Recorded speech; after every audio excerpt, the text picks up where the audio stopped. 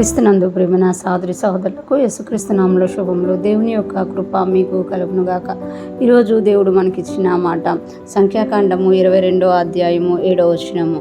కాబట్టి మోయాబు పెద్దలను మిద్యాను పెద్దలను సోది సొమ్ము చేత పట్టుకొని బిలాము నొద్దకు వచ్చి బాలాకు మాటలను అతనితో చెప్పగా, ఈ మాటలు మన సంఖ్యాకాండంలో చూస్తున్నాం. బిలాము అన్య దేశంలో యెహోవా ప్రవక్తగా స్థిరపరచబడ్డారు. ఆయన స్థిరపరచబడ్డమే కాకుండా ఆయన ఏది చెప్తే అది జరుగుతుంది. ఆయన ఎవరిని ఆశీర్వదిస్తే వాళ్ళు ఆశీర్వదింపబడతారు, ఎవరు శపిస్తే వాళ్ళని శపించబడతారు అని ఎవరికి తెలిసిందంట?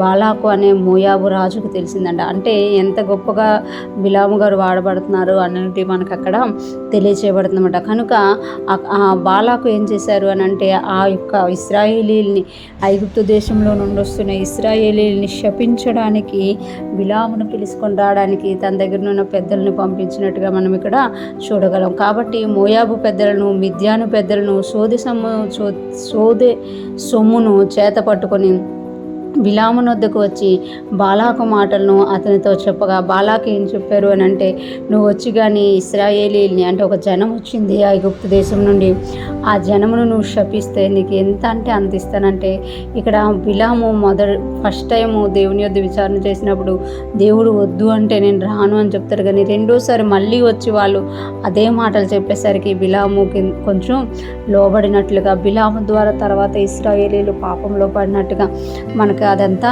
తెలుసు అనమాట. ఇక్కడ మనం చూసుకుంటే బిలాము దేవుని ప్రవక్తగా అన్య దేశంలో ఎంత ప్రసిద్ధి చెందారు అని అంటే రాజులు కూడా ఎరిగారు. అక్కడ చూస్తే మోయాబు పెద్దలంట, ఏదో మిద్యోను పెద్దలు ఇద్దరు కలిసి వచ్చారంట. అంటే మోయాబీయులు మిద్యానీయులు ఉన్న ప్రాంతంలో దేవుని ప్రవక్తగా ఉన్నారనమాట. అంటే ఎంత గొప్ప ఆధిక్యతను బిలాముకి దేవుడు ఇచ్చారో మనం చూడగలం. కానీ దేవుడు ఇచ్చిన ఆధిక్యతను బిలాము ఏం చేసుకున్నారు అని అంటే, ఈ లోకంలో ఉన్న సొమ్ముకి, బంగారానికి ఆశపడిపోయి బాలాకు దగ్గరికి వెళ్ళినట్టు మనం చూడగలం. బాలాకు దగ్గరికి వెళ్ళడమే కాకుండా బాలాకు ఇచ్చిన ధనానికి ఆశపడి ఇశ్రాయేలుకి ఉరియొడ్డిన వాడిగా మారిపోయాడు అనమాట. ఈరోజు ఫ్రెష్ మనం ఉంటున్న ప్రతి ఒక్కరూ జ్ఞాపకం చేసుకోవాలి. దేవుడు మనకి ఏదైతే ఇస్తున్నారో అది మనం దేవుని యొక్క ఘనత కొరకు వాడినప్పుడు దేవునికి మహిమ తెచ్చే వారంగా అనేక మందికి ఆశీర్వాదకరంగా ఉంటాము. కానీ దేవుడు మనకి ఇచ్చిన దాన్ని తీసుకొని వెళ్ళి మనుషుల కొరకు మనం వాడితే, సొమ్ము కొరకు వాడితే, ఈ లోకంలో ఉన్న ఘనత కొరకు వాడితే, ఈ లోకంలో ఉన్న వాటి కొరకు వాడితే అది మనల్ని మాత్రమే శాపంగా కాకుండా మన తరాలకు కూడా శాపంగా మారిపోద్ది అని బిలాముని బట్టి మనం చూడగలం అనమాట. బిలాము కూడా తర్వాత చంపబడినట్లుగా మనకి బైబిల్ గ్రంథంలో చూపబడుతుంది అనమాట. ఈరోజు ఫ్రెష్ మనం ఉంటున్న ప్రతి ఒక్కరూ జ్ఞాపకం చేసుకోవాలి. దేవుడు మనకిచ్చిన తలాంతైనా, దేవుడు మనకిచ్చిన రక్షణ అయినా, దేవుడు మనకిచ్చిన ఆశీర్వాదమైన మరలా దేవుని యొక్క ఘనత కొరకే వాడదుము గాక.